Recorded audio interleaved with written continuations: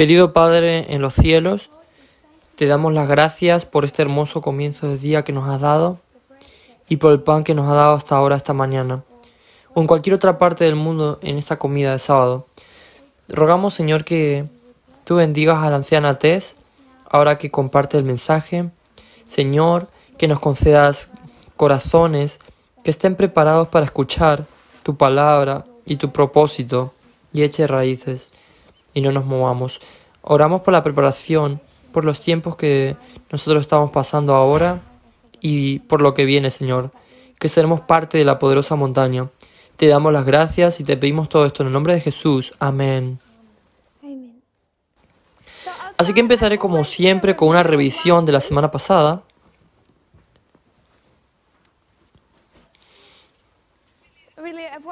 Realmente lo que hemos hecho hasta ahora hemos estado comparando el antiguo Israel y el Israel moderno. Una semana es mucho tiempo, así que sé que algunas cosas pueden haber pasado por nuestras mentes y hay puntos claves que quiero asegurarme de que no nos olvidamos. Así que tenemos esta salida del pueblo de Dios y las personas dominadas con una tarea específica o un conjunto de tareas para cumplir. Tenemos el Israel antiguo, son sacados de la oscuridad, del cautiverio, y en ese momento, en ese tiempo, en ese momento de esa oscuridad, ellos han perdido el sábado. Así como este es al final de la profecía de tiempo de los 400 años, tenemos al final de la profecía de tiempo de los 1260 años, tenemos oscuridad, había cautiverio en los 1260 y la verdad del sábado se había perdido. Dios levanta a un libertador, a Moisés, que va a sacar a un pueblo de las naciones paganas que lo rodean. Dios levanta a un libertador, William Miller, que va a sacar a un pueblo no de las naciones paganas, sino del protestantismo apóstata. El sábado será reintroducido. No será que tenga que haber un proceso, que ambas partes pasen por el antiguo y moderno, antes de que el sábado pueda ser reintroducido. No podría ser reintroducido en Egipto, y no podía ser reintroducido en el pueblo de Dios, mientras aún estaban en las iglesias protestantes. Ambos son sacados de Egipto, fuera del protestantismo, y luego el sábado reintroducido para aquellos, restituido para ese grupo de personas. Alrededor del mismo periodo de tiempo, tú tienes el levantamiento de un profeta. Así que el antiguo Israel, para cualquier otro pionero que tenían, el profeta que ellos miraban específicamente, en particular, era Moisés. Él era su profeta.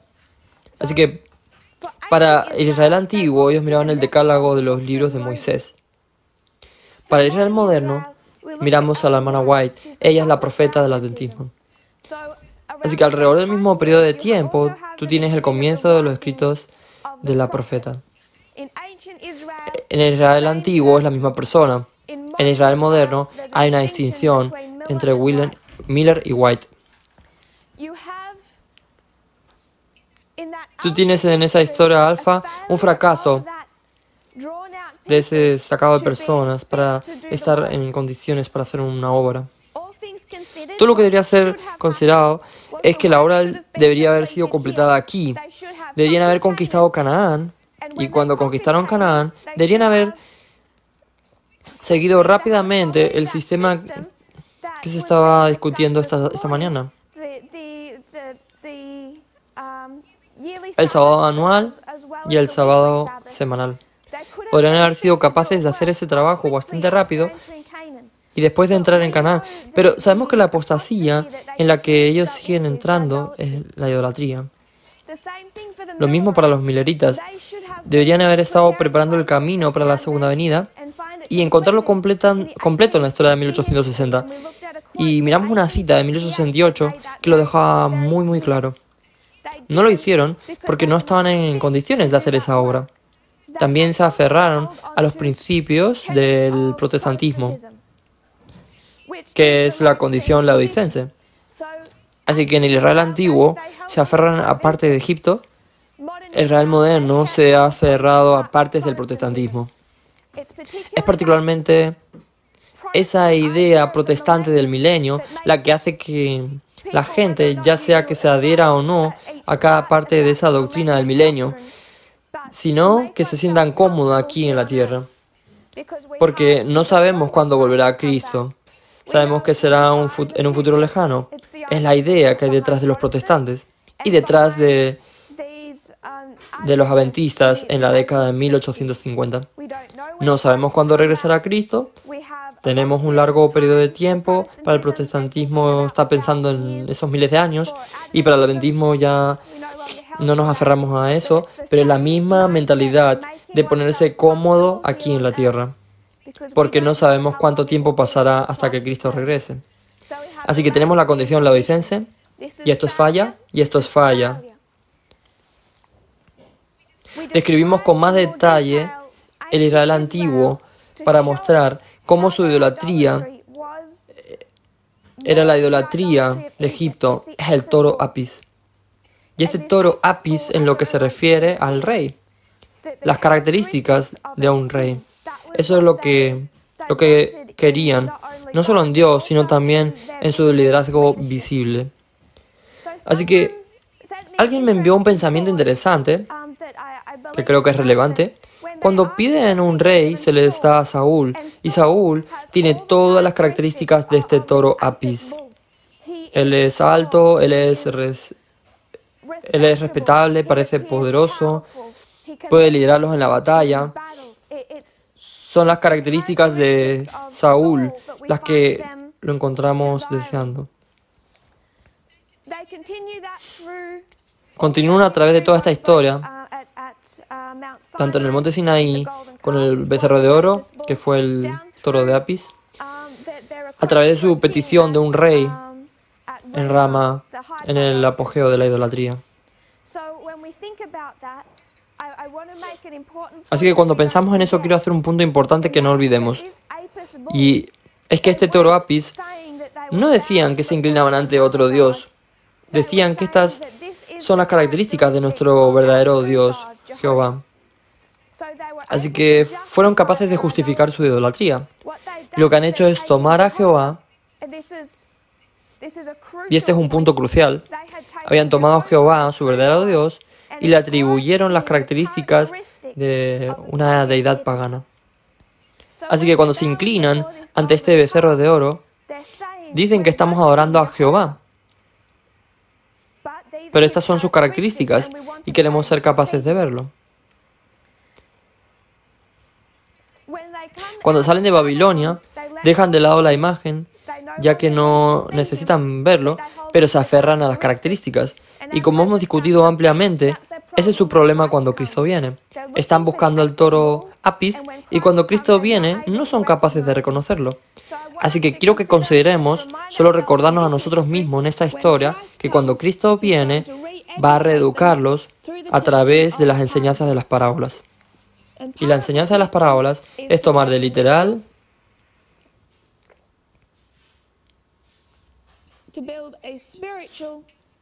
para construir una aplicación espiritual. Así que un pastor, literalmente, es Dios. Una oveja, eres tú. Así que es tomar una historia literal o una imagen literal, o una historia literal, una cultura literal, y hacer una aplicación espiritual. Y esa es su cura para su malentendido sobre la naturaleza de su rey. Así que solo quiero llevarlos al deseo de todas las gentes. En español, deseo de todas las gentes, 181.5. En toda esta sección pondré la fuente aquí abajo. Solo quiero recoger un par de pensamientos de esta sección.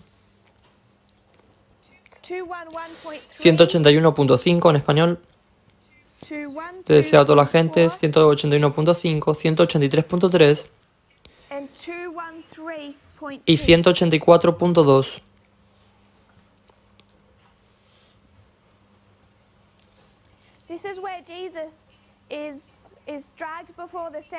Aquí es donde Jesús es arrastrado ante el Sanedrín por el cargo de quebrantar el sábado. El tiempo, el lugar, la ocasión, la intensidad de los sentimientos que dominaban a la asamblea, todo se combinaba para hacer Más impresionantes las palabras de Jesús ante el Sanedrín. Las más altas autoridades religiosas de la nación procuraban matar a aquel que se declaraba restaurador de Israel. El Señor del sábado había sido emplazado ante un tribunal terrenal para responder a las acusaciones de violar la ley del sábado. Cuando declaró tan intrépidamente su misión, sus jueces le miraron con asombro e ira, pero sus palabras eran incontestables. No podían condenarle. Negó a los sacerdotes y rabinos el derecho a interrogarle o interrumpir su obra. No habían sido investidos con esa autoridad. Sus pretensiones se basaban en su propio orgullo y arrogancia. No quiso reconocerse culpable de sus acusaciones ni ser catequizado por ellos. Así que, sin embargo, cuando llega a esta historia, la historia Omega, ¿qué es lo que los fariseos están sosteniendo? El sábado. Estamos hablando del sábado. Eso es lo que hace particularmente un pueblo peculiar. Así que en esta historia no se ven a sí mismos como teniendo algo en común con Egipto o Babilonia o Roma. Son el pueblo especial, el pueblo sacado y separado de estas naciones. Después de salir Babilonia, construían muros entre ellos y estas otras naciones. Se veían a sí mismos como el pueblo peculiar del pacto, y una parte importante de eso era que tenían la verdad del sábado. El sábado que les fue dado para honrar y proteger. Así que cuando llegas a la historia Omega, ¿es el sábado la cuestión de la prueba? No. No es la cuestión de la prueba. ¿Hubo algún peligro de que los judíos rompieran el sábado en esta historia? No fue la amenaza de la nación judía. ¿Egipto? Definitivamente. ¿Babilonia? Hay un riesgo en Babilonia de que puedan guardar el sábado. Esta historia no hay un riesgo. El sábado no es el tema. De hecho, la persona que se les dio para prepararlos para lo que está a punto de suceder, para dar el mensaje a los gentiles, que por cierto lo alineamos con la ley dominical, ¿tiene algo que ver con el sábado? No. Debido a su misión, ¿de qué se les acusa? Hay 3 cosas específicas de las que se les acusa. Hay 3 cosas específicas que se le acusa a Cristo. La primera es romper el sábado. Están diciendo que no honra el sábado.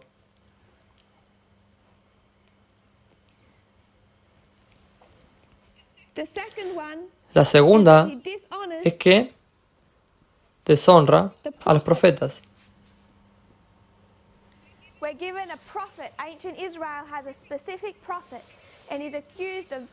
Se nos da un profeta de Israel antiguo y tiene un profeta específico y se le acusa de deshonrar a los escritos de Moisés, el profeta. El tercero es sedición. ¿Y cuál es la acusación de la sedición? La sedición es la acusación de crear un movimiento político que se opone a ciertos gobiernos políticos, siendo un movimiento político opuesto al gobierno de la tierra gloriosa. Así que quiero que seamos conscientes de que estas son las 3 acusaciones que vienen contra Cristo. En la historia, cuando el sábado no es su peligro, su prueba, eso se detiene cuando van a los gentiles. Eso les impide hacer el sábado un prerequisito de prueba para el bautismo. No. Año 34, cuando van a los gentiles, si uno de esos gentiles va a ser bautizado, ¿qué tienen que aceptar y guardar? El sábado.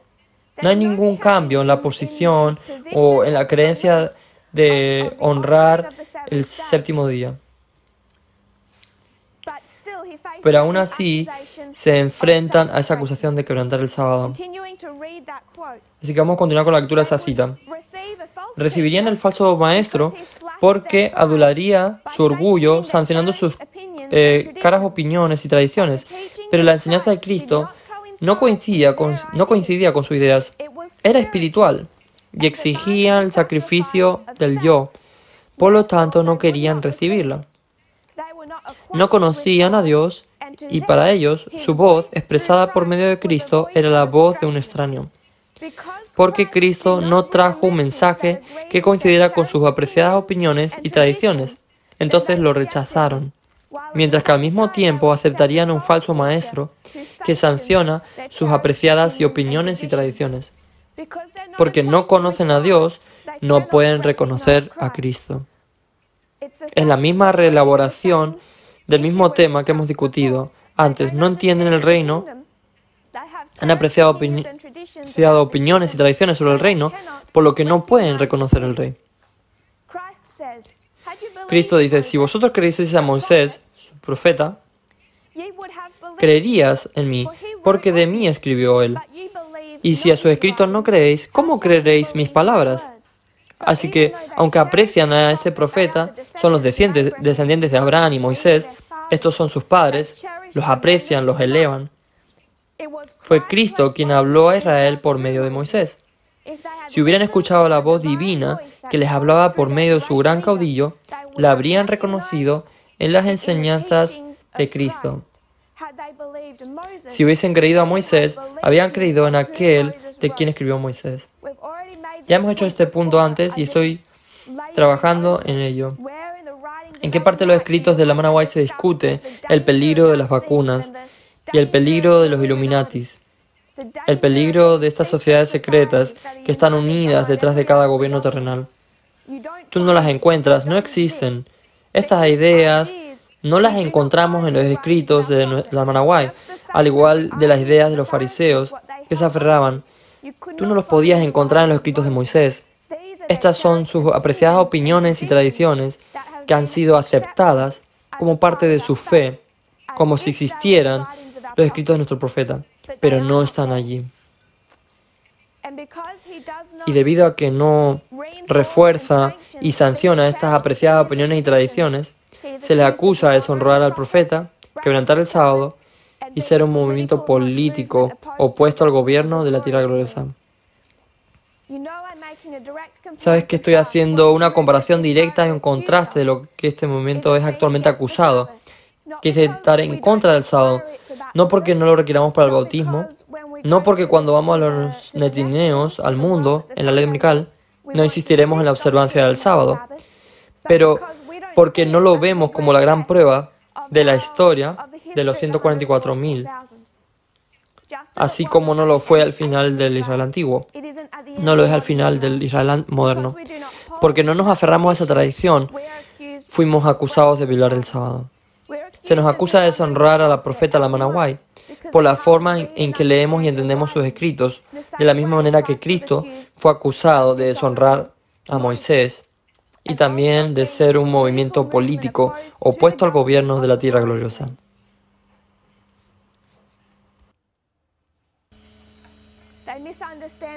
Ellos malinterpretan la naturaleza del reino, por lo tanto malinterpretan la naturaleza del rey.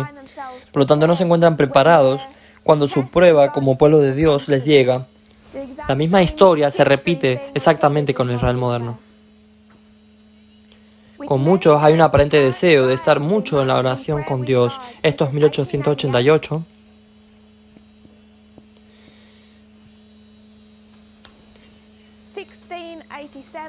(1687, párrafo 1). Noten, esto es en 1888. Con muchos hay un aparente deseo de estar en la oración con Dios, y aún así, cuando la palabra viene del Señor, se asustan en la resistencia y exclaman contra ella y el mensajero, como lo hicieron los judíos. Así que exclaman contra el mensaje y el mensajero, como lo hacían los judíos en el antiguo Israel, diciendo, Él está arrancando los mismos pilares de nuestra fe, y en su ceguera no comprenden lo que constituye los pilares de la fe genuina. Así que esto es la historia de 1888. La Manna White se enfrenta a una acusación en la historia de 1888 de que ella no está honrando el sábado. La razón por la que se enfrenta a esa acusación es por la doctrina de la justificación por la fe. 1888 externamente se trata de las leyes dominicales y las leyes azules en los Estados Unidos. Y todo el mundo sabe que se le dice a la Manna White que estamos bajo el clamor del tercer ángel. Así que la hermana White está hablando en este periodo de tiempo acerca de las personas que creen que están a salvo en la historia de 1888, en la historia de las leyes dominicales, que están a salvo porque tienen el sábado. Y ella dice que están dividiendo el mensaje del tercer ángel. ¿Es el mensaje del tercer ángel la verdad del sábado? Sí, pero no solo el sábado. El mensaje del tercer ángel constituye múltiples verdades, y cuando aceptaron el sábado y rechazan otros elementos del mensaje del tercer ángel, están en un falso sentido de seguridad. Y ella dijo que caerían. Así que incluso en la historia de la ley dominical hay mucho más que la verdad del sábado.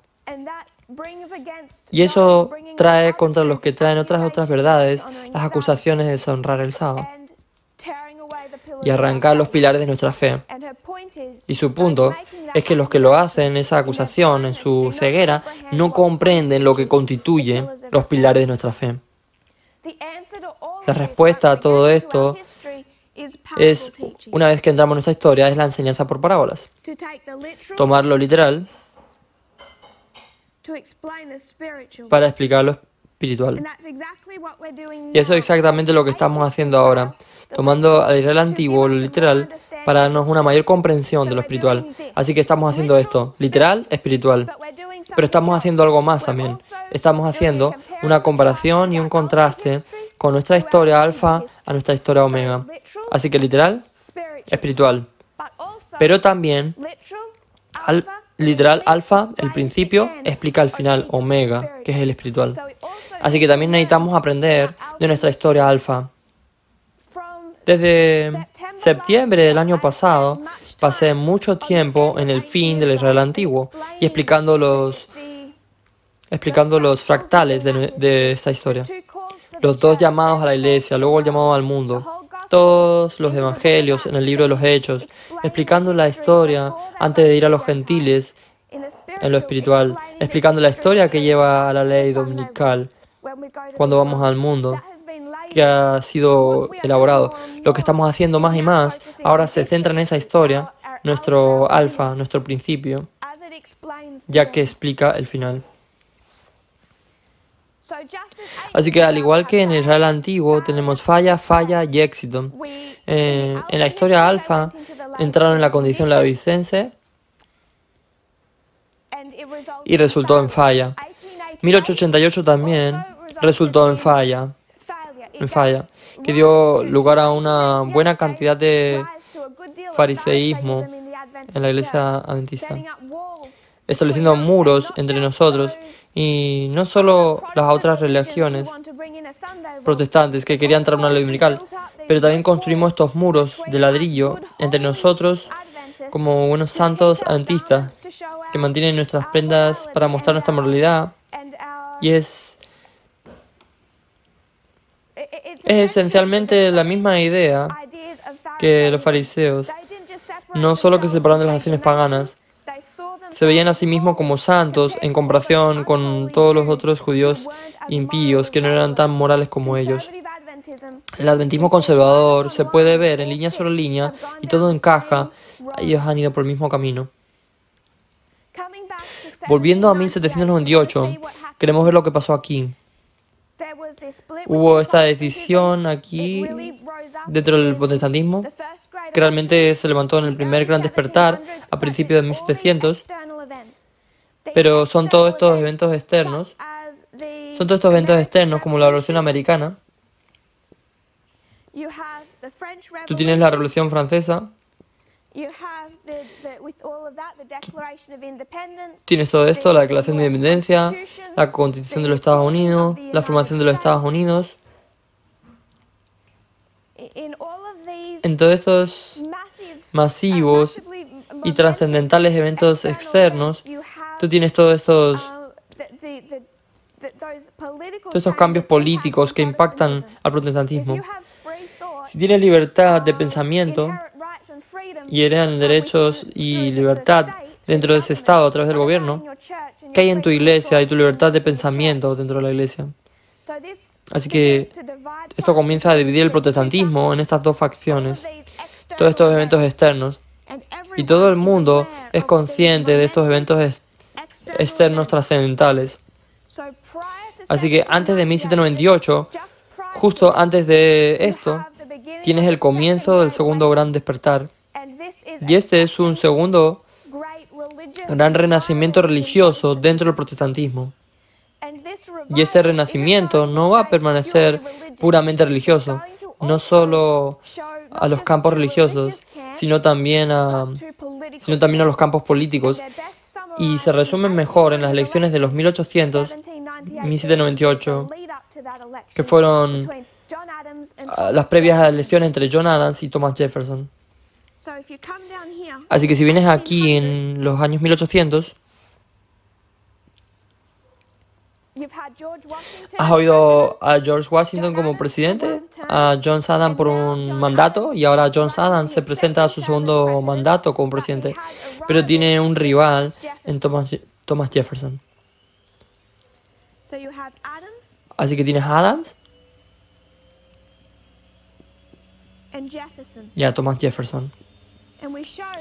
Y mostramos cómo estos también muestran la división que hay dentro del protestantismo. La vieja guardia conservadora que apoyaba a Adams, y apoyaban a Adams porque era fuerte religioso. No solo personalmente religioso, sino también defendiendo a través del Estado.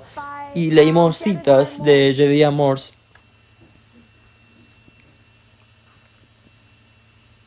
Explicando cómo los Estados Unidos era como Israel. Así que Israel salió de Egipto, encontró la libertad. Los Estados Unidos encontraron la libertad de Gran Bretaña. Así que se vieron a sí mismos como en ese periodo peligroso, justo después de encontrar la libertad. Israel de Egipto y los Estados Unidos de Gran Bretaña.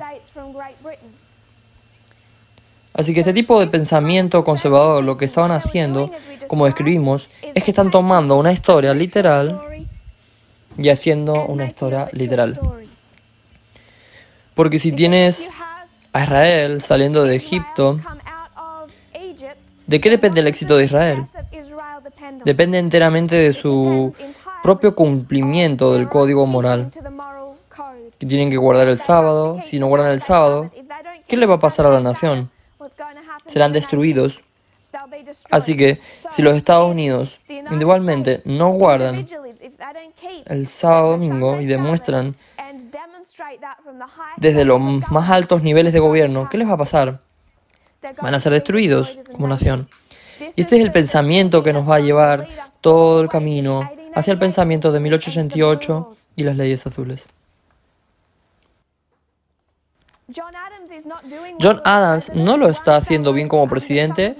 Un compañero, y que algunos de ustedes pueden conocer a través de YouTube, John Green, es un curso intensivo de la historia de los Estados Unidos, pero un buen grupo de vídeos para dar una muy rápida visión general de la historia de los Estados Unidos. Describe a John Adams como el más grande. La cosa más grande que John Adams ha hecho como presidente fue entregar el poder, que no ha visto con buen ojos en la historia. Y parte de ello fue que tenía esta visión muy monárquica acerca del papel del presidente de los Estados Unidos. Y algunos de ustedes pueden ser conscientes.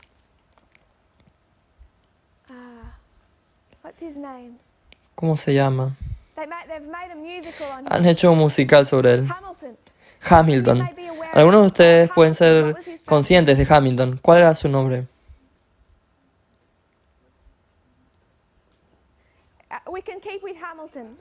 Podemos seguir con Hamilton. Alexander Hamilton. Alexander Hamilton está en el proyecto de ley de los $10, del billete de $10, que Obama quería que fuera eliminado y reemplazado en el proyecto de $10. La gente tiene un interés tan renovado en él en los últimos años que desecharon esos planes y lo han mantenido en el billete. Alexander Hamilton fue uno de los fundadores que formó el Partido Federalista. Así que si nos fijamos en John Adams, este es el Partido Federalista, y Thomas Jefferson es el Partido Demócrata Republicano. Esta elección es de 1800, es la primera elección en los Estados Unidos en la que dos partidos políticos, tú tienes allí, formados, se presentan como candidatos.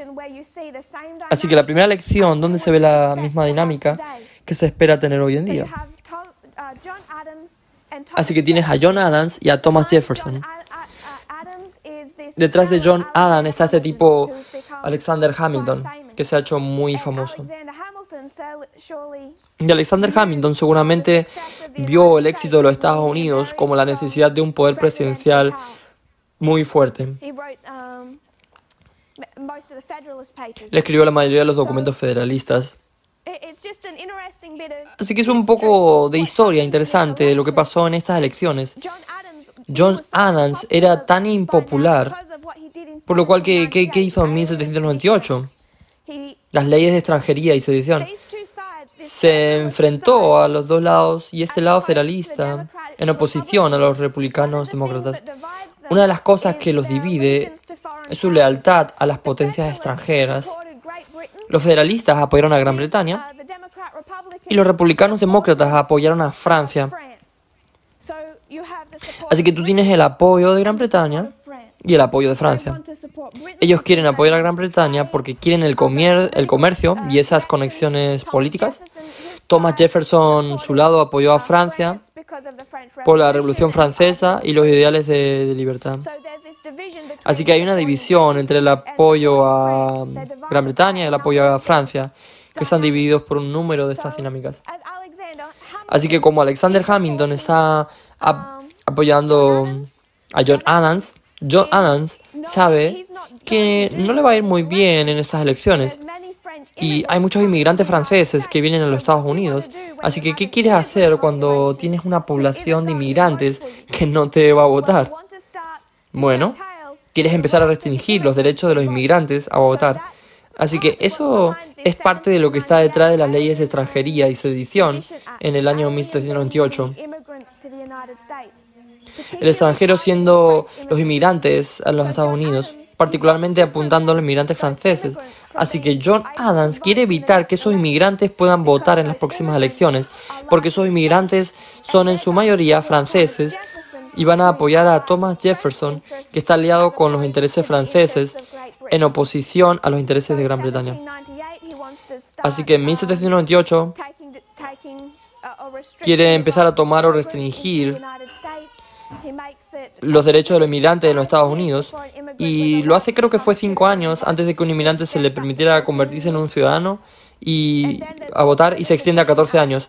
Y luego también están las actas de sedición. Varias personas que hablaron en contra de su gobierno o dijeron palabras malas sobre él en los periódicos. Incluso hubo un hombre borracho que gritó algo ofensivo a uno de los políticos de su administración. Fueron encarcelados y recibieron multas elevadas. Y hubo un buen número de los que fueron encarcelados en virtud de esas leyes de sedición. No se les permitió hablar en contra del gobierno. Eso también fue muy impopular. Por lo que Alexander Hamilton apoya a John Adams. Thomas Jefferson se postula para esta elección de los 1800.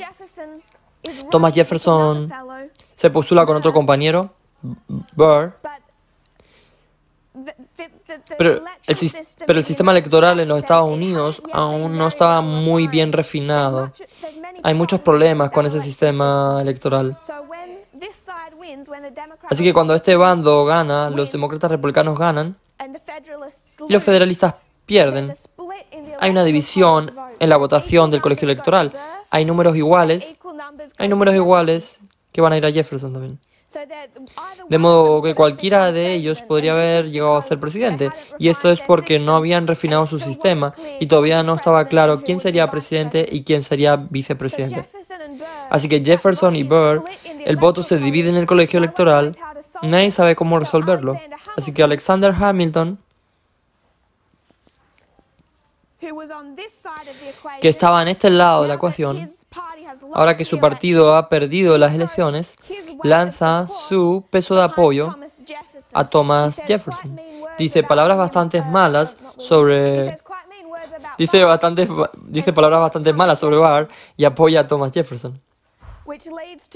Lo que lleva a que en 1804 Burr se harte de Alexander Hamilton y lo desafía en un duelo y Burr mate a Hamilton. Así que es como Hamilton muere. Y es debido al tratamiento que le dio Burr, particularmente en esa elección de 1798 a 1800. Así que es un proceso complicado, pero hay una división original entre el Partido Federalista y aquí su candidato John Adams y este Partido Republicano Demócrata liderado por Thomas Jefferson. Y mostramos cómo también se muestra la división dentro del protestantismo y lo que tienes,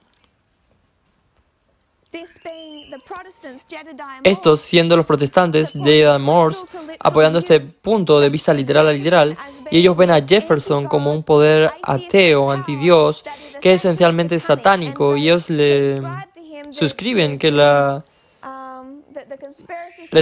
teoría de la conspiración de los Illuminati, que él es parte de los Illuminati, porque Hamilton está siendo bastante malo con John Adams, también dicen que Hamilton es parte de los Illuminati. Así que tú puedes ver cómo han creado, y Jedediah Morse ha creado ese estado profundo, y dice, no importa qué partido político pertenezcas, Hamilton es parte de los Illuminati, y Thomas Jefferson es parte de los Illuminati. Por eso dice que los Illuminati tienen su base en el estado natal de Hamilton y en el estado natal de Thomas Jefferson. Y es esencialmente la idea de un estado profundo. No hay estos dos partidos políticos, sino que hay un estado arraigado y profundo detrás de ellos, que es esencialmente satánico, y sin embargo, si quieres usar la palabra satánico, es contra el gobierno y la voluntad de Dios. Y nuestra única esperanza es John Adams. Se vuelve interesante cuando lo llevas a nuestros días y empiezas a ver esta idea de un estado profundo, esta satánica unión que cruza partidos políticos.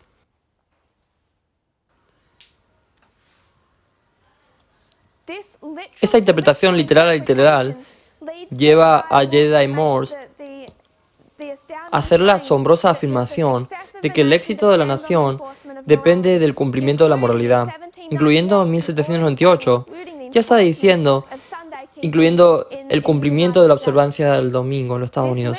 Esta interpretación literal también está usando teorías de conspiración. Esta idea de un estado profundo que es atentamente detrás de las escenas satánicas.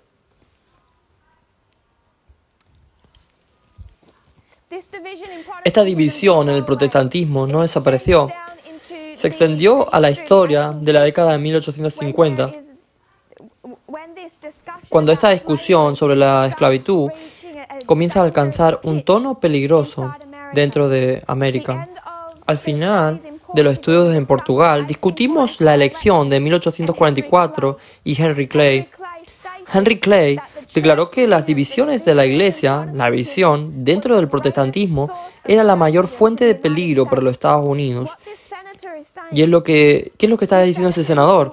El senador que fue uno de los dos candidatos para la elección de 1844. Él dice que la mayor fuente de peligro, la mayor amenaza a la que se enfrentaban los Estados Unidos en ese momento era la división dentro del protestantismo. Y se trata de la cuestión del tema de la esclavitud. Así que la gran prueba externa de esta historia dividió al protestantismo. Antes de 1844, la Iglesia Metodista era la mayor organización en los Estados Unidos, fuera del gobierno federal, se dividió oficialmente en 1844. Un fuerte cordón que ataba al norte y el sur fue cortado. El 94% de las iglesias del sur pertenecían a uno de los tres cuerpos principales que fueron desgarrados de repente. En un sentido religioso, el sur se puso a la deriva de la unión. Así que las iglesias se dividieron entre el norte y sur, y antes de que los estados se dividieran entre el norte y sur. El ilustrado de la Guerra Civil explica que las divisiones de la Iglesia ayudaron a romper la delicada unión de América en dos, cortando los lazos religiosos entre el norte y el sur. El cisma reforzó la fuerte inclinación del sur hacia la secesión de la Unión y ayudó a provocar una ruptura en los partidos políticos nacionales que se dividieron en fracciones, y la ruptura de los partidos condujo a la ruptura de su propia unión de las iglesias divididas. Las iglesias divididas también se reformaron en el cristianismo americano. Se reformaron en denominaciones importantes como la Convención Bautista del Sur y el cristianismo en el sur, y su contraparte en el norte se dirigió en diferentes direcciones. Los creyentes del sur, que se basan en las palabras literales de la Biblia para defender la esclavitud, el sur promovieron cada vez más la estrecha lectura literal de las escrituras. Así que, ¿qué está haciendo el sur? La misma metodología utilizada por J.D. Morse es la lectura literal de las escrituras. Israel sale de Egipto, tienes que hacer cumplir la moralidad. John Adams era el candidato que tenía la esperanza de hacer eso y no tuvo éxito en hacer eso. Israel, que vaya a la tierra prometida, es instruido por Dios para practicar la esclavitud literal. Interpretación literal. Este artículo es reciente. Es solo un artículo en línea que dice que hace solo 9 años los presbiterianos del sur y del norte reunidos, por lo que es solo en nuestra vida que los presbiterianos de la prensa se reunieron unos 125 años después del final de la Guerra Civil, y pocos observadores esperan la reunión entre los bautistas del norte y del sur. El cristianismo americano sigue sintiendo las secuelas de una guerra que terminó hace 125 años.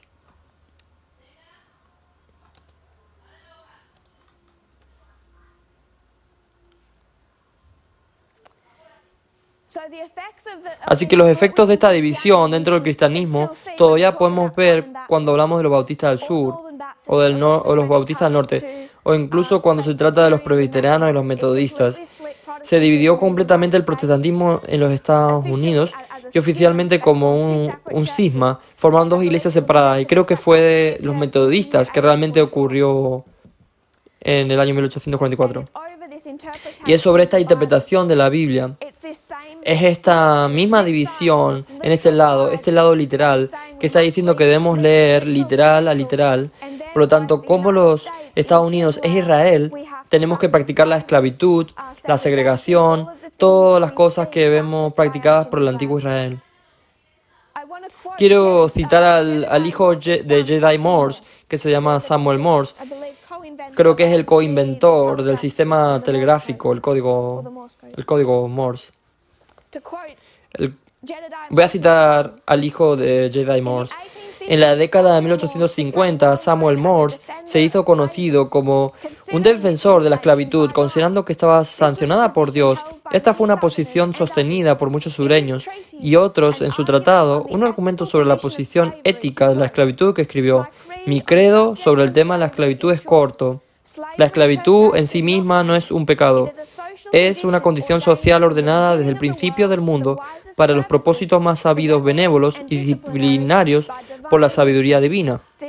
La mera tenencia de esclavos, por lo tanto, es una condición que no tiene en sí mismo nada de carácter moral, como tampoco el ser padre, empleador o gobernante.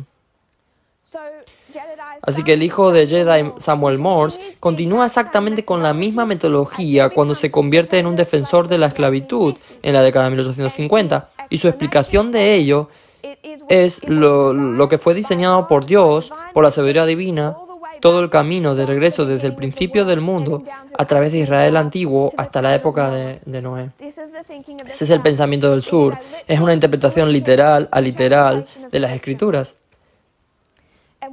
Y entendemos que la hermana White y nuestros pioneros, pero no solo la hermana White y nuestros pioneros, toda una rama del protestantismo, estaban en desacuerdo con esa interpretación de literal a literal.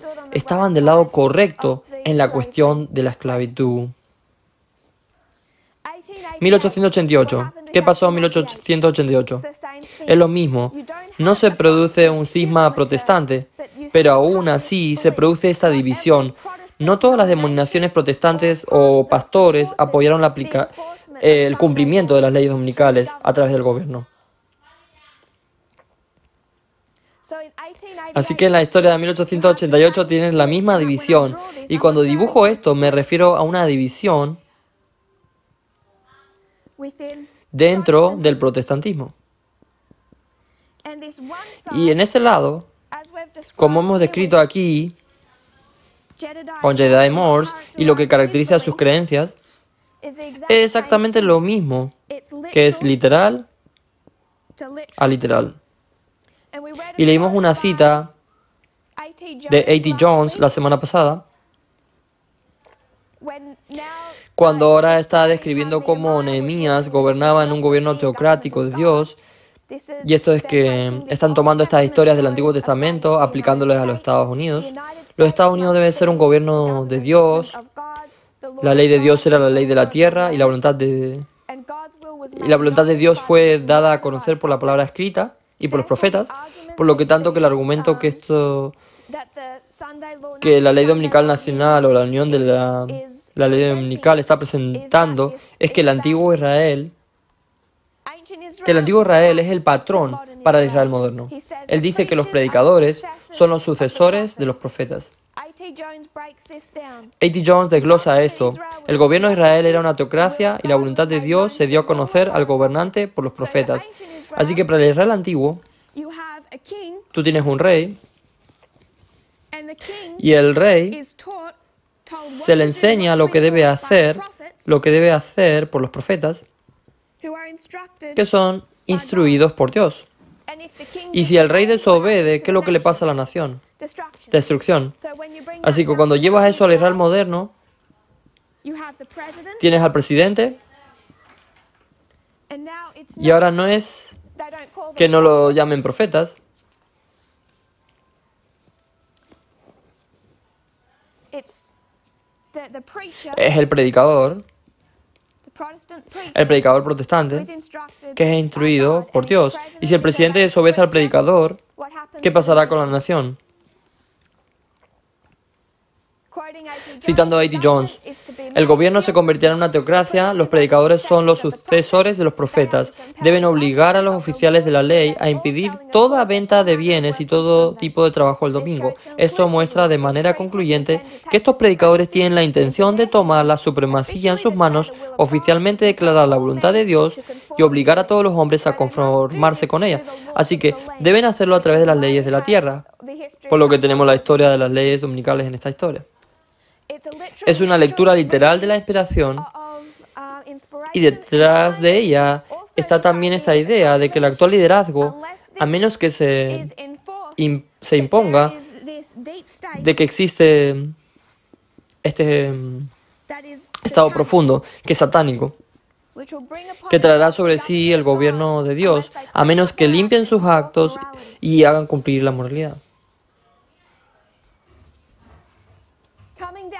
Bajando nuestra historia, es lo que hemos visto desde la década de 1790, a través de la formación de nuestra fe, a través de los años 40 y 50, para la división dentro del protestantismo, es lo que vimos en la década de 1860, cuando en el año 1863 se inició el movimiento de Reforma Nacional, y luego en la historia de la década de 1880 y 90 con la ley dominical.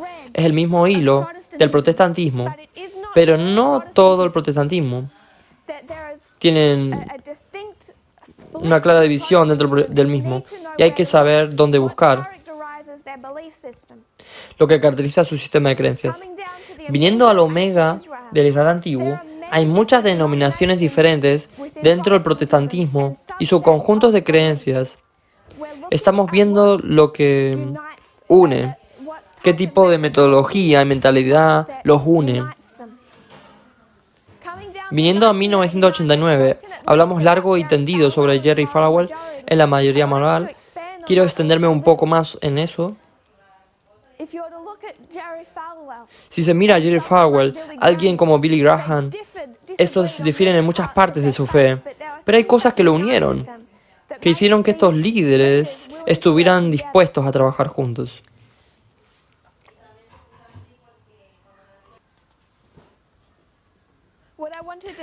Lo que quiero discutir al entrar en la historia de 1989 es la teología del dominionismo. Este es un tipo de teología que surgió en los años 60 y 70. Así que voy a leer un poco ahora. Voy a definir la teología del dominionismo y luego voy a ir a un artículo que se leyó en la primera reunión de Zoom que nosotros tuvimos. Tuvimos una reunión de Zoom que no fue grabada. Voy a volver y leer el mismo artículo que se leyó entonces, así que lo siento por la repetición para los que fueron parte de esa reunión. Para definir la teología del dominio-dominionismo, este es solo un artículo de Wikipedia.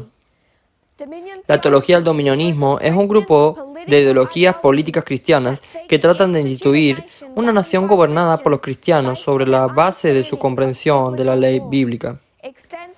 Los alcances del gobierno, las formas de lograr la autoridad de gobierno son variadas. Por ejemplo, la teología del dominio puede incluir unos pocos nombres, pero la etiqueta se aplica principalmente a grupos selectos de cristianos en los Estados Unidos, que pueden ser teológicamente diversos, y se enumeran varios de ellos. Vamos a mirar a uno particular hoy en día que ha ganado mucho poder y que es la Reforma Nueva Apostólica.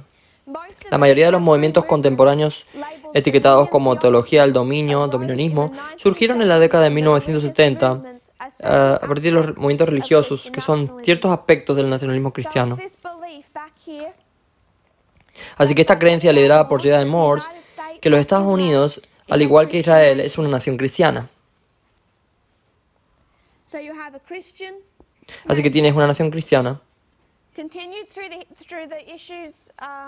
Continúa a través de los temas de la esclavitud de los años 1850, 60 y 1888.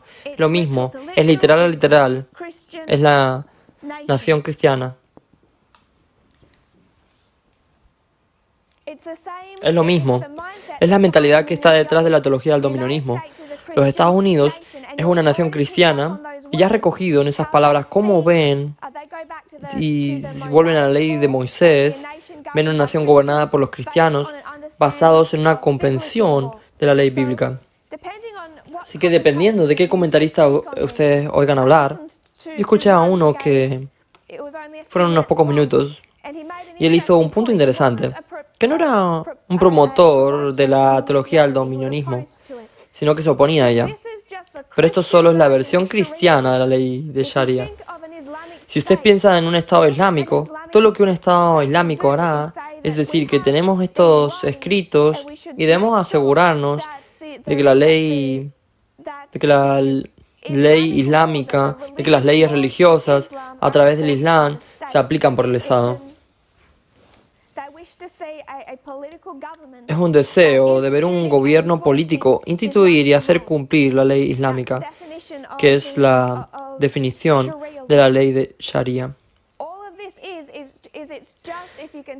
Todo esto solo si usted puede tomar esta comprensión de la ley Sharia, lo que algunos países islámicos están haciendo y tratando de hacer, que a esta cuestión es lo mismo, es la idea de una nación gobernada por los cristianos sobre la base de su comprensión no de la ley Sharia islámica, sino de la ley bíblica. Así que si eres un proponente de la teología del dominionismo en los Estados Unidos, el Islam y la ley Sharia no son tan peligrosos. No es solo esta peligrosa infiltración en esta unión de iglesia y Estado, es tu competencia directa porque quieres lo que ellos quieren. Es solo que ellos promoverán el Islam y tú vas a promover el cristianismo. Pero ellos están en competencia.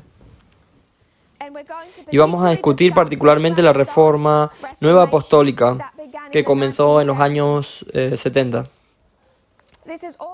Todo esto es parte de la misma corriente de la que nosotros hemos estado discutiendo, la mayoría moral, y Jerry Falwell. De hecho, la cabeza de la mayoría moral, un hombre que es nombrado como la cabeza de la mayoría moral, no era Jerry Falwell. En realidad comenzó parte de esto. Así que quiero ampliar la historia de lo que condujo a 1989. Así que antes de 1798 están todos estos eventos externos. Y dentro de ellos, al mismo tiempo, se observan estos eventos externos.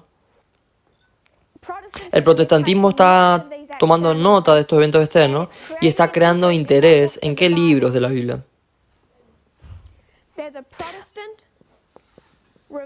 Hay un reavivamiento protestante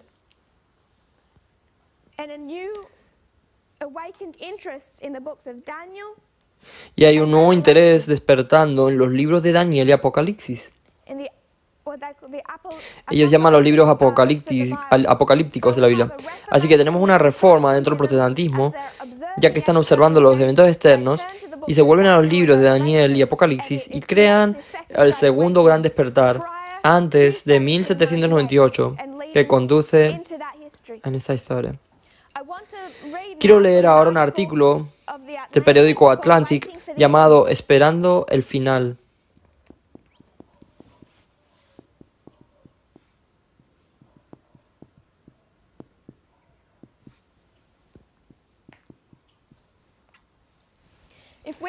Si queremos tomar estas dos historias y superponerlas, tenemos 1798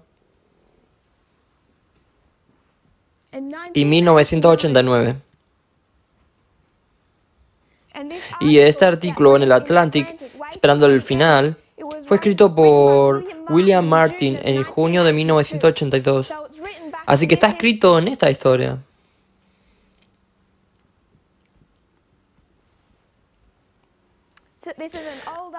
Así que este es un artículo antiguo, en casi 40 años, hace 38 años. Dice que el mundo tal y como lo conocemos está llegando a su fin, no porque algún general o loco pulse un botón y reduzca nuestro planeta a cenizas venenosas. Así que esto está todavía en la historia de la Guerra Fría, donde algunos años antes del final de la Guerra Fría. Así que el mundo está llegando a su fin, no por esta amenaza de aniquilación nuclear que existió en la Guerra Fría, y no porque el peso de una población en aumento hará que se salga de su órbita. Más bien, el fin está cerca porque Dios lo ha planeado así durante al menos 1900 años. Está todo ahí en la Biblia, en Daniel y en Apocalipsis. Este es el Atlántico hablando. Con iluminación auxiliar de otras porciones claves de la Escritura, así como creó un universo completamente amueblado de la nada, en 6 días de 24 horas, hace aproximadamente 5.986 años, ahora está a punto de llevarlo a cabo de acuerdo con el plan detallado que se encuentra en su palabra. Así que hay un renovado interés en Daniel y el libro de Apocalipsis anterior a los años 1798.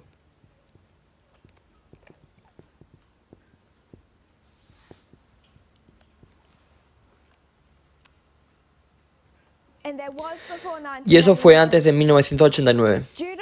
La historia judeocristiana ha visto numerosos afloramientos de interés en la profecía bíblica, generalmente en tiempos de agitación social, pero pocos, si es que hay alguno, han sido tan extendidos e influyentes como el que ahora florece en los círculos protestantes conservadores. Así que, de nuevo, hay protestantes liberales y hay protestantes conservadores. ¿Y cuál de ellos están siendo atraídos por Daniel y Apocalipsis? Los círculos conservadores protestantes. No hay datos concretos, pero millones de evangélicos americanos aparentemente creen que dentro de la presente generación y probablemente en algún momento de la década de 1980, Jesús volverá para sentar las bases de un glorioso reinado de 1000 años aquí en la tierra. Cientos de predicadores creyentes en la Biblia discuten la cronología de estos últimos días con la confianza de que lo que dicen es tan familiar y real para sus congregaciones como las historias del Arca de Noé y el nacimiento de Jesús. Los mismos temas son proclamados por los principales evangelistas de la televisión como Oral Roberts, Jerry Falwell, Pat Robertson, Rex Humbert, Herbert Armstrong, Kenneth Copeland y Jack Ben Impey, y en programas menos conocidos como La Voz de la Profecía, El Rey Viene, y 11:59 y contando.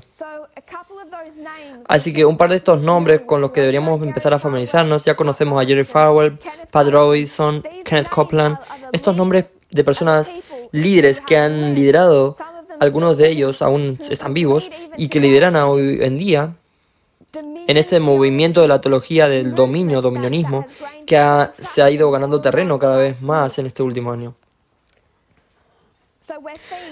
Así que estamos viendo algo que nos llevó directamente a lo que tenemos hoy en día. Hal Lindsey, en los años 70, el New York Times nombró el autor más vendido de las décadas, el autor Hal Lindsey. Su libro, El Gran Planeta Tierra, The Late Great Planet Earth, 15 millones de copias vendidas. Estos son libros proféticos sobre el fin del mundo. Aunque su crecimiento se ha producido principalmente en las 2 últimas décadas, este movimiento basado en la profecía bíblica y tuvo sus raíces en el siglo XIX. Nos va a llevar desde aquí y va a decir, bien, esto es lo que estamos viendo en los años 60, 70 y en los años 80, y tuvo sus raíces en el siglo XIX. La Revolución Francesa y sus secuelas habían encendido el interés en la profecía, ya que los estudiantes bíblicos veían la destrucción del poder papal, la secularización del Estado y el surgimiento de una religión de la razón como algo notablemente similar a los eventos escritos en Daniel y Apocalipsis. Así que hay eventos externos en esta historia. Hay eventos externos en esta historia. En particular,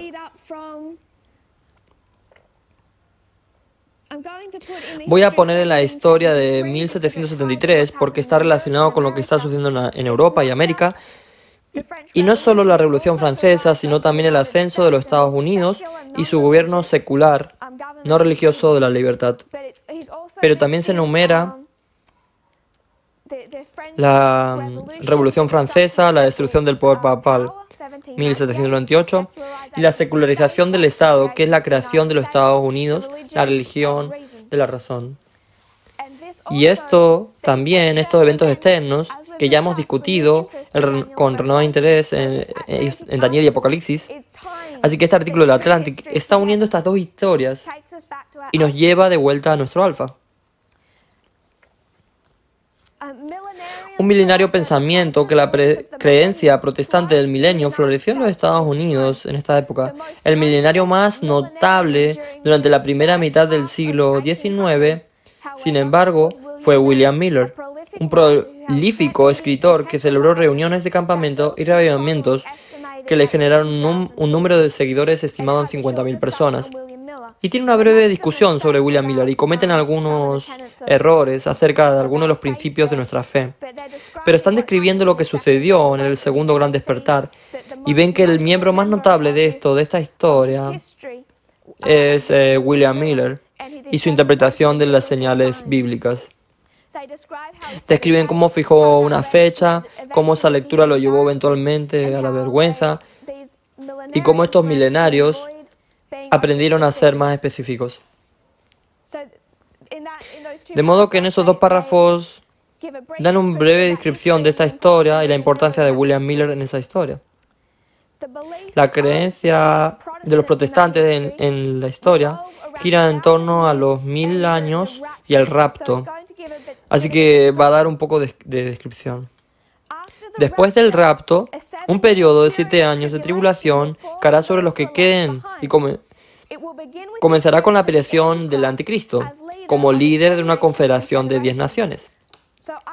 Así que yo crecí en una situación en la que tenía acceso a escuchar a varios trenes de pensamiento conservador, de los que creían que la iglesia era Babilonia.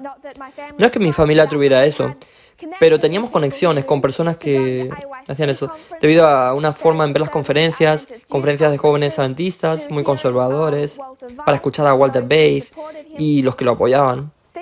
Estos varios grupos que no necesariamente estaban de acuerdo unos con otros, pero que tenían acceso a estas varias escuelas de pensamiento adventista conservador. Mientras leía este artículo, lo que me interesaba era cuán precisa es la visión protestante del fin del mundo. Y aunque estamos en desacuerdo con muchas partes de ella, ¿cuánto tenemos en común con ellos? Creen que el anticristo es un líder de una confederación de 10 naciones. Así que, ¿cómo los protestantes? ¿Cuál va a ser su visión de las Naciones Unidas? No muy favorable. Parecerá un hombre de paz y se pondrá del lado de Israel cuando se vea amenazado por una coalición del norte, que en general se espera que esta sea dirigida por Rusia y que incluya a Alemania. Esto se vuelve la historia de la Unión Soviética, por lo que están pensando en Alemania del Este, los árabes e Irán.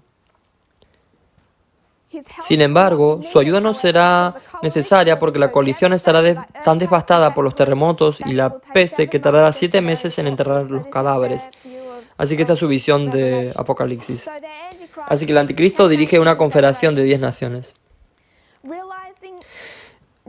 El darse cuenta de que los santos raptados, los fieles que fueron atrapados, han sido prudentes al creer en Jesús hará que 144.000 judíos y una multitud de gentiles lo acepten como Salvador y Mesías. Estos conversos, junto con dos destacados profetas, posiblemente Moisés y Elías, resucitados, ganarán a otros para Cristo. Desafortunadamente, estos nuevos cristianos serán marcados por la persecución del anticristo, que para entonces habrá comenzado a mostrar sus verdaderos colores.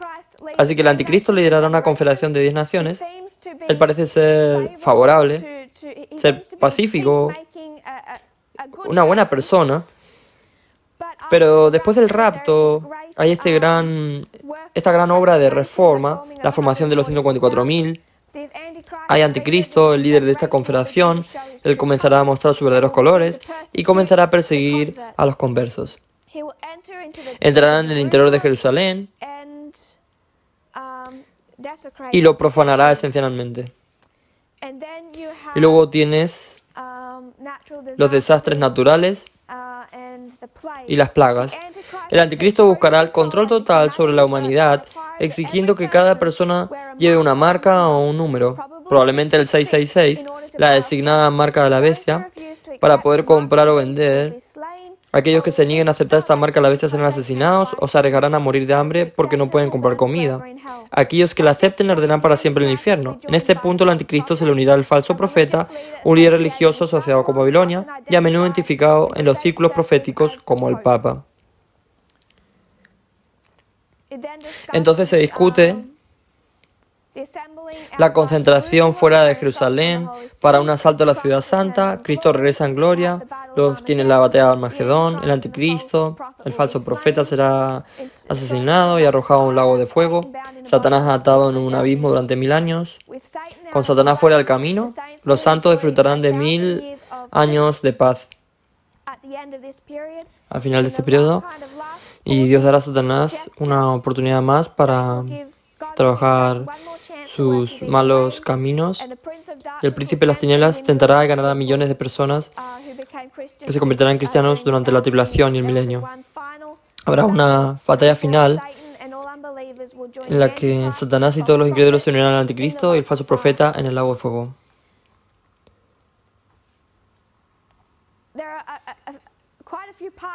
Hay bastantes partes de eso que coinciden con las enseñanzas de los adventistas conservadores, especialmente cuando se piensa en cómo los protestantes tienen tal desconfianza en las Naciones Unidas, del globalismo, de lo que ellos ven como estas confederaciones de naciones. Dado que la doctrina premilenaria sostiene que el deterioro en las esferas económicas, políticas y domésticas y moral procederá a la segunda venida, muchos evangélicos, no es de extrañar, han sentido que el fin de la era está más cerca. Sin embargo, el catalizador más importante del actual auge de los estudios proféticos ha sido sin duda la restauración política de la nación de Israel. La declaración Balfour de 1917, que permitió a los judíos luchar en Palestina, en 1917, el establecimiento formal del Estado de Israel el 14 de mayo de 1948, fecha en la que, según Hal Lindsey, comienza la cuenta atrás profética. Así que estaba arrastrando la formación de la nación de Israel, 1917-1948. Pero Israel no puede simplemente estar en Palestina, pero sí deben tener el control de Jerusalén también. Se produjo en 1967, al final de la Guerra de los 6 días. Así que 1917, 1948 y finalmente 1967, esa última pieza al rompecabezas con respecto a Israel cae en su lugar ahora. A partir de 1967 hay círculos protestantes conservadores estudiando los libros de Daniel y Apocalipsis y mirando que el fin está cerca. Hay tantos pedazos de piezas que parecen haber caído en su lugar porque los creyentes premileniales muestran una enorme confianza en su capacidad de interpretación. Así que están viendo eventos externos, tal como nosotros vimos los eventos externos de la historia de 1773 a 1798 en Europa, en los Estados Unidos. Ahora, estos protestantes ven los acontecimientos externos, terremotos, volcanes, hambruna, agresión, Rusia en Afganistán, la guerra de Afganistán, el surgimiento de China como potencia mundial, el ascenso de la OPEP, la revolución en Irán, amenazas contra Israel, disturbios en América Latina, debilidad del dólar. Así que están viendo las cosas que nosotros deberíamos ver. Deberíamos ver la guerra de Afganistán, la guerra de 10 años de Afganistán en 1979. Deberíamos ver la revolución en Irán en 1979. Estas son las señales que los adventistas deben ver para prepararnos a nosotros para el final. Así como ellos vieron 1798 y la caída del poder papal. Los mileritas deben mirar hacia atrás en 1798 y ver los eventos externos, la ascensión de la bestia con cuernos semejantes a los de Cordero, la caída del papado, y nosotros debemos ver estos eventos externos, pero no somos los únicos que los vemos.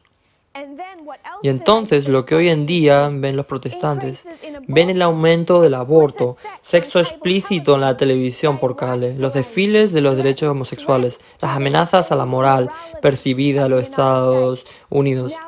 Ahora están ellos en problemas. Porque si el final del mundo se acerca y América es una nación cristiana, el nuevo Israel, la tierra gloriosa, con la que también estamos de acuerdo, entonces, ¿cuál es la esperanza de los Estados Unidos? ¿De qué depende el éxito de la nación? La imposición de la moralidad a través del gobierno.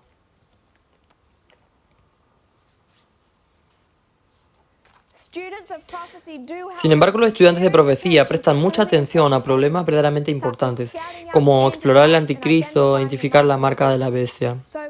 Así que, antes de 1989, estos protestantes están tratando de identificar lo que va a ser el anticristo y la marca de la bestia. Aquí es donde su metodología se vuelve muy importante para que podamos identificar. La opinión consensuada del anticristo es que será un zar carismático apoyado por Satanás, que instituirá y aplicará una dictadura política y económica tan completa que será imposible comprar o vender sin su autorización, simbolizada por alguna forma de 666 en la mano o la frente. La Confederación de 10 Naciones, que servirá como su base de poder, se identifica ampliamente como el mercado común. Así que está tratando de entrar en este nuevo sistema económico que estaba creciendo en los años 60 y 70. La Confederación de las 10 Naciones, cuyo gigantesco complejo informático en Luxemburgo se dice que es apoderado de la bestia, así que hay una introducción de las computadoras. Muchos están consternados por los rumores de que en una sociedad sin dinero en efectivo y la lista de control de las transacciones económicas requerirán que cada uno de nosotros se nos asigne un número que consiste en 3 conjuntos de 6 dígitos que se tatuarán invisiblemente en nuestras manos o en nuestras frentes. Así que solo quiero que no perdamos lo que estamos haciendo aquí. Esto es el pensamiento protestante. Aquí están preparándose para la marca de la bestia. Están diciendo que hay este tatuaje de su cuerpo con cierta información que le permite comprar o vender. ¿Y qué acaba de prescribir Bill Gates para hacer? Sugiere que no es exactamente un tatuaje, es algún tipo de tecnología láser. Y Bill Gates está sugiriendo un tipo de tecnología que imprimirá una marca en un ser humano que le daría ciertas características de identificación. Pondría su información dentro de su cuerpo y esa información podría impactar en si en esa persona si es capaz de trabajar o no, por ejemplo.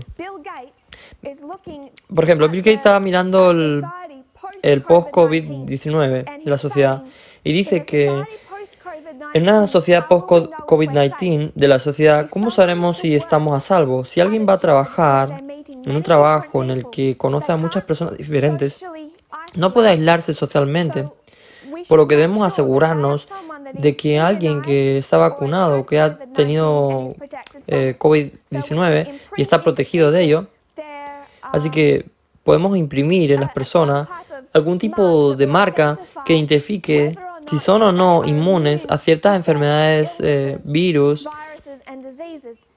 y si tienen inmunidad, entonces están seguros para trabajar en oficinas donde tienen mucha interacción con otras personas. Así que esta marca puede impactar en si alguien puede o no comprar o vender. Así lo que está sucediendo actualmente en este pánico en algunos círculos protestantes que finalmente han identificado la marca de la bestia, y la marca de la bestia es Bill Gates porque es un globalista y va a ser causa de esta impresión que está relacionada con el COVID-19. Eso es lo que dicen ellos, y no es lo que nosotros decimos. No lo decimos porque esperamos no ser protestantes apóstatas. Desafortunadamente, muchos de nosotros lo somos. Es por eso que adoramos al toro de Apis. Tenemos la misma mentalidad y la misma metodología, a menos que aprendamos de las parábolas. Aquí, en 1982, no tiene ningún Bill Gates con ese tipo de tecnología, así que están buscando una explicación diferente, particularmente una mujer a principios de los años 80. La noticia de que varias formas del 666 están en uso se extienden a través de las redes fundamentalistas tan rápidamente como los falsos informes de que se usan gusanos en la hamburguesa de McDonald's o que la adoración de Satanás infesta a Procter & Gamble. Así que está alineando esta idea con estas prominentes teorías de conspiración. Pero la colección más conocida de tal información es la de los libros de Mary Stewart Relf. Así que esta Mary Stewart Relf, cuando su dinero falla al sistema 666, está aquí. Y ella escribió varios otros libros, pero estas son las dos verdaderas publicaciones clave que fueron escritas a principios de los años 80. Esta es Mary Stewart Relf. Y quiero que consideremos la metodología que ella utiliza. Ella está viendo la marca de la bestia, esta restricción en la compra y la venta, a través de este nuevo sistema que se está estableciendo, que se está extendiendo a través del globalismo, y cómo ella respalda sus afirmaciones de que el fin de los tiempos están aquí. Su afirmación es que hay un estado profundo y es satánico en su origen. Y puedes saber que es como. Puedes saber que es como usando sus ejemplos.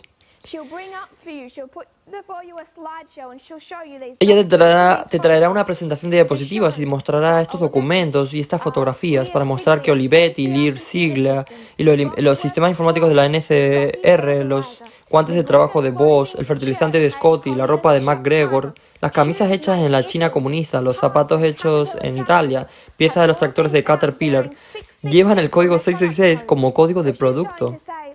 Así que ella te va a decir, mira, si solo miras mis presentaciones de diapositivas verás que todos estos diferentes países, diferentes compañías están portando símbolos satánicos y logos satánicos. Y ella te irá a llevarte a sus códigos de productos. Es a través de estos símbolos que ella te dirá que no puede ser una coincidencia que vayas a sus códigos de producto y sigas viendo el 666, que debe ser una indicación de que todos están trabajando juntos detrás de la escena, que todos están en unión y hay un estado satánico profundo. Se dice que Sears, G.A.'s, Penny, Montgomery, Ward usan programas de computadora que usan el 666 como prefijo. El ominoso número también es usado por el Banco Mundial, el IRS, Medicaid y el Servicio Selectivo. Espero que identifiques la metodología que están usando hoy y que veas que es su contraparte exacta en la metodología usada por aquellos como Walter Bates y los adventistas conservadores. Ella te está desarmando, mostrando que esas extrañas, si yo fuera a usar el tipo de lenguaje de Walter Bates, no es tan interesante como... Es tan interesante, ¿cómo puede ser explicado? Y él no responde a su pregunta. Te lleva a su pregunta como si fuera un pensamiento en tu propia mente. ¿Cómo puede ser? Esto no tiene sentido. Debe ser la evidencia de un profundo estado satánico. Así que esto es en 1982. Así que ella va a mostrar que identifica al anticristo como ser y por qué Sadat, el presidente de Egipto, cuando reabrió el canal de Suez en 1975, al parecer montó en un buque de guerra con 666 blasonados audazmente en su proa. Al parecer los tanques construidos por las fuerzas del servicio secreto del presidente Carter fue sellado con 666, al igual que las reglas métricas ampliamente distribuidas en los Estados Unidos durante los años 1979. Algunas tal vez a los escolares que están usando un libro de álgebra elemental titulado 666 Jelly Beans. En Israel, ella escribe el 666, que se utiliza como prefijo para los vehículos de propiedad árabe, las llamadas telefónicas al extranjero y la Lotería Nacional. Todo ello como parte de un estado profundo para educar y preparar y condicionar a los judíos para que acepten el 666, que ese será el número de su falso Mesías. Y el anticristo y su sistema de gobierno mundial. Y la amenaza, ¿cuál es la amenaza? Un sistema de gobierno mundial en ese estado profundo satánico. Esta es la autora. Después de leer su libro, me sentí un poco mareada al recordar que mi salario neto, en el momento en que me interesé en la profecía bíblica, era de $666.66, que una vez mientras vivía en Massachusetts había visto 4 monjas en un coche cuyo número de licencia contenía los temidos dígitos. Tenemos que pensar en la metodología y de dónde viene, y es del protestantismo conservador apóstata, de dónde queremos tomar nuestra metodología. Y la conclusión de su metodología son muchas de las mismas conclusiones que el adventismo conservador ha llegado también.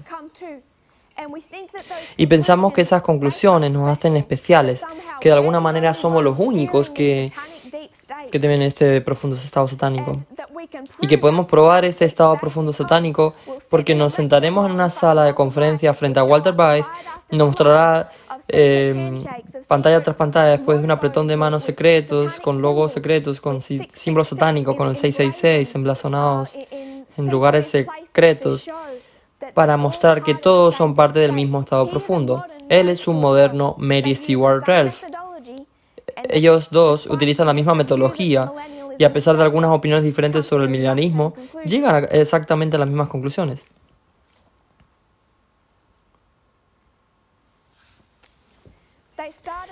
Comenzaron a buscar al anticristo. Mary Stewart Ralph creía que era Sadat de Egipto, y lo que se volvió difícil después de su asesinato.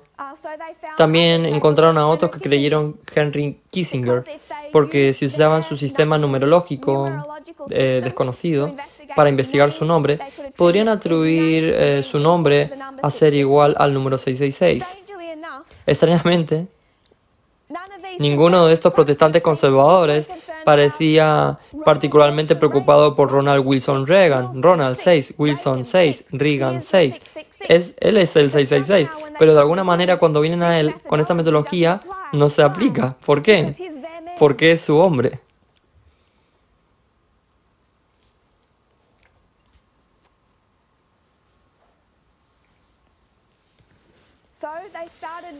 Así que empiezan a avisar que estamos a punto de entrar en el periodo de tiempo del anticristo. Puedes verlo a través de estos símbolos secretos, puedes ver esta confederación en que está unida. Así que pronto vamos a tener dificultades para comprar o vender. Y una vez que la marca de la bestia llegue, así que Mary Stewart Ralph y otros empezaron a recomendar que se muden al campo, que erijas un refugio, plantes un huerto en un pequeño terreno fuera de la ciudad, apartar una bolsa de monedas de plata para cada miembro de la familia, para que empiecen a predicar la vida en el campo, salir de las ciudades y planten un huerto.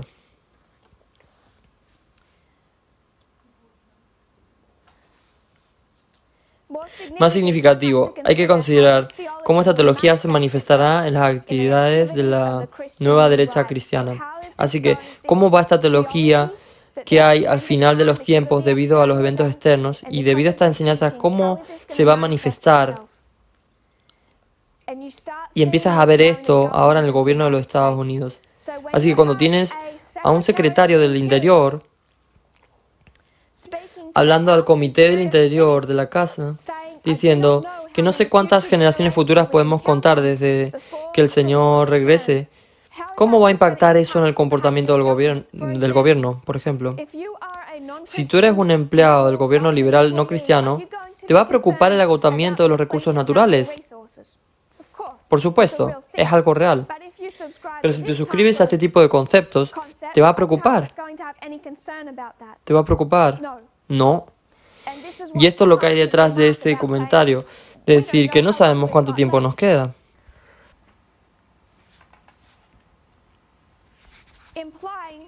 Lo que implica que no debemos preocuparnos demasiado por la explotación a largo plazo de los recursos naturales. De la misma manera que el presidente nombraría a uno o más premilenialistas para los puestos clave de la política exterior. Que en las audiencias de confirmación pensarían en sondear las creencias sobre el segundo avivamiento. ¿Qué incentivo tendría para trabajar por una paz duradera en el Oriente Medio, ya que consideran un ataque dirigido por los rusos contra Israel como un precursor necesario del milenio? Y pasa a través de algunos detalles de cómo esto impactaría su política si recordamos algunos de esos nombres que leímos antes particularmente, como Ralph Drollinger. Él cree que solo un cristiano puede trabajar en el gobierno, porque solo un cristiano, un protestante conservador con estas creencias, tendrá la actitud correcta para tomar estos puestos, incluyendo estos de tratar con naciones extranjeras. Luego entran en la metodología aplicada. Cuando la literatura de estos premilenialistas se enciende y se escribe, usarán todo tipo de citas de todo tipo de fuentes y se referirán a todos ellos como expertos en su campo. Es lo mismo que vemos hoy cuando les pedirá que citen a Russia Today, RT. En día, una de sus fuentes favoritas de este tipo se referirán a ella como una fuente confiable, que nunca podrán distinguir entre dos fuentes de información.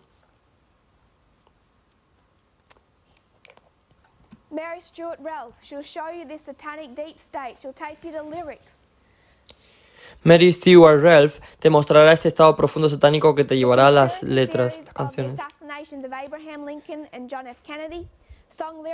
Las teorías de conspiración de los asesinatos de Abraham Lincoln y John F. Kennedy, letras de canciones como la de que el mundo necesita ahora es amor, dulce amor, el tema de la Coca-Cola. Me gustaría enseñar al mundo a cantar en perfecta armonía. ¿Por qué Mary Stuart Ralph miraría el tema de la Coca-Cola y vería la evidencia del estado satánico profundo? ¿Quieren la armonía mundial? No. Armonía mundial es un precursor de este sistema de 10 naciones dirigido por el anticristo. Es un ataque antiamericano a los valores cristianos y ella cuenta que se quedó inmóvil al saber que la irrelevante canción de los Sex Pistols, Soy un anticristo, soy un anarquista, fue parte de la letra de la canción número 1 en Inglaterra.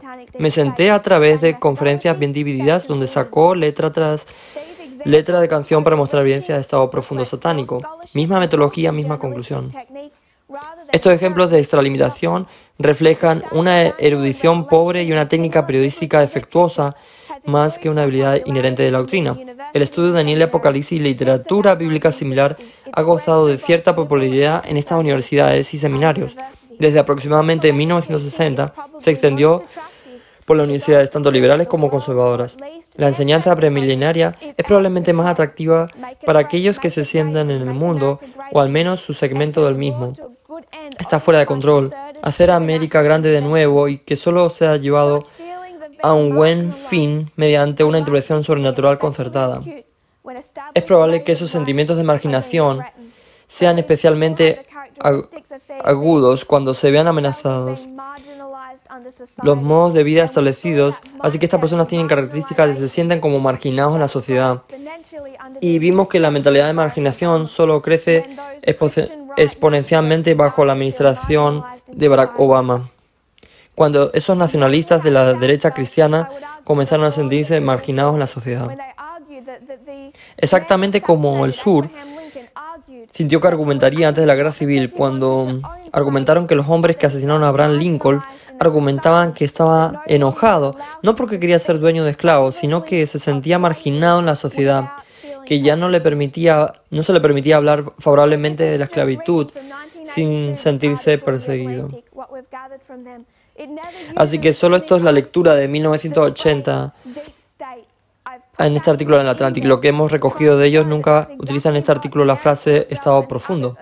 Así que he puesto allí para tratar de mostrar que eso es exactamente lo que Mary Stuart Ralph y los que están demás están empezando a enseñar, que podrían atribuir diferentes puntos de vista. No están de acuerdo con el 666 en algún código de producto que sea relevante, pero es la misma mentalidad que hay. Así que si tú tienes esta evidencia en algo de China y algo de Rusia y algo de los Estados Unidos o algo de Francia, si tienes todo esto de Coca-Cola y todas estas compañías y están en sus logos, ¿Qué te dice todo eso? Que detrás de la escena están todos unidos en sociedades secretas. No importa si hay Hamilton o Jefferson, ellos se unieron en los Illuminati. Es un estado satánico profundo y que tienes que temer. La unión de los gobiernos terrenales, porque será la unión de las 10 partes del anticristo. Y luego, cuando se forme el anticristo, parecerá benevolente y luego te perseguirán. Así que es mejor que te mudes al campo y hagas crecer tus cultivos. Y vemos que eso está sucediendo mucho más desde el 2019, COVID-19. Y las teorías de conspiración alrededor del globalismo, dentro del protestantismo, alrededor de Bill Gates, dentro del protestantismo, y esta idea de la impresión de un código que le permitirá comprar y vender. Yo aprendí todo esto en el adventismo conservador. Creemos que somos especiales cuando no lo somos. Los fariseos pensaban que eran especiales y únicos. Sí, tenían el sábado, que habían construido muros entre ellos y todas las demás naciones. Tal vez si no hubieran construido muros entre ellos y la Roma pagana, ellos habrían reconocido que su pensamiento era idéntico al de la Roma pagana. Habrían reconocido que en realidad estaban pensando exactamente de la misma manera, que su idea del primer advenimiento de Cristo era exactamente el mismo tipo de Mesías que un romano esperaría si Roma estuviera en la misma posición de lo que Roma quería y tenía en un César. Querían que Jehová se pareciera al César. Sus ideas de Dios y el final son las mismas.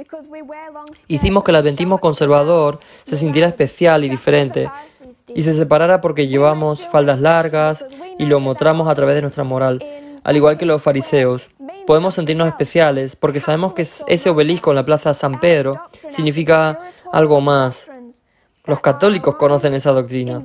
Son doctrinas conspirativas que son invención nuestra y no se encuentran en los escritos de nuestro profeta.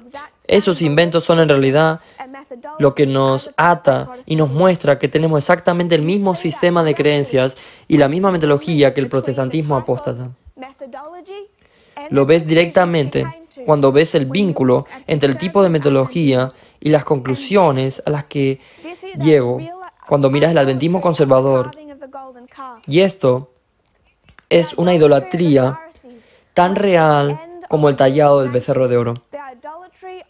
La idolatría de los fariseos los llevó al fin de la nación judía. La idolatría que estoy diciendo, Walter Bates como encabezado, pero hay otros que se hundirán y conducirá a la destrucción del adventismo y conducirá a la pérdida de cientos de miles de personas de su salvación.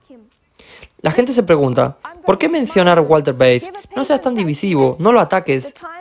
Solo voy a usar mis palabras, dar un mensaje de paz y seguridad. El tiempo para un mensaje de paz y seguridad ha quedado ya atrás. Si nos suscribimos a este tipo de idolatría, estamos suscribiendo la idolatría del protestantismo y estamos adorando al antiguo toro Apis del Israel antiguo.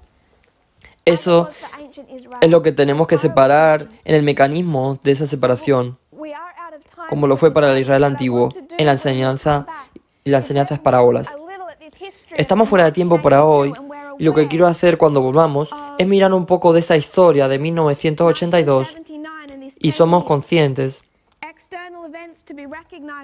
de 1979 en estos 10 años.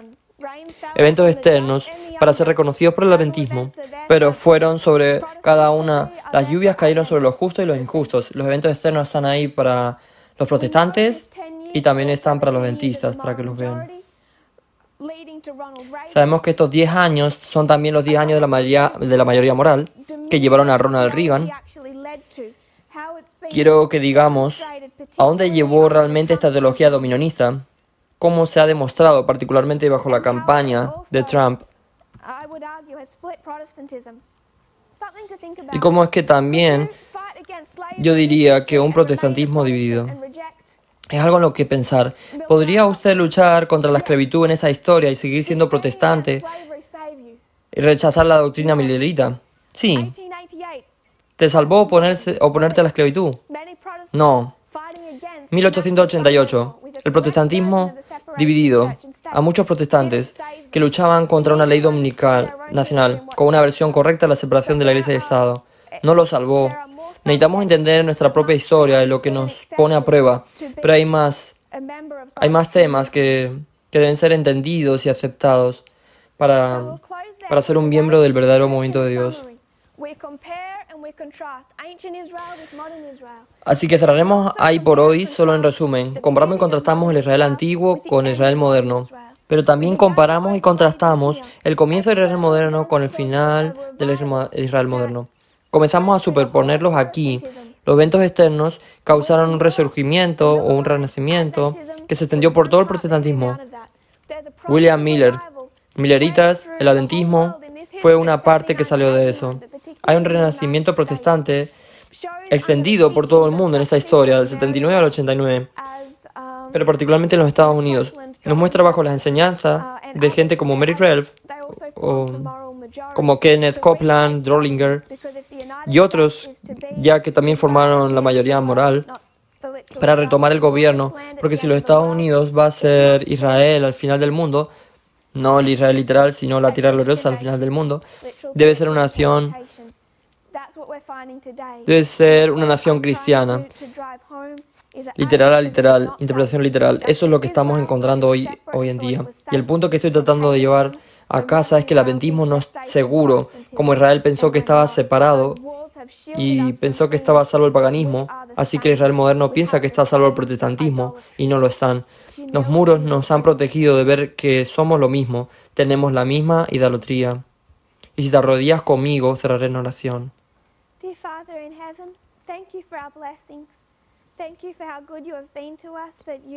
Querido Padre en el cielo, te damos gracias por nuestras bendiciones, gracias por lo bueno que ha sido para nosotros, que nos das tus parábolas. Sabemos que tenemos mucho que aprender y, Señor, miramos esta historia y vemos lo que está sucediendo dentro del protestantismo y los eventos externos que nos impactan tanto a nosotros como a ellos. Vemos, Señor, que el gran peligro que existe para tu pueblo. Te ruego, Señor, que sean liberados de esas teorías de conspiración, para que no tomen parte en la idolatría del protestantismo, que buscan en la dirección equivocada, para la marca de la bestia y los tiempos de prueba. Oro, Señor, que entendamos correctamente los libros de Daniel y Apocalipsis, que entendamos correctamente los escritos de nuestro profeta. Oro, Señor, que allí se entiendan correctamente las cuestiones de prueba de nuestro tiempo, que como Jesús mostró otro camino al Israel antiguo, que ahora en el Israel moderno puedan ver la verdad por lo que es.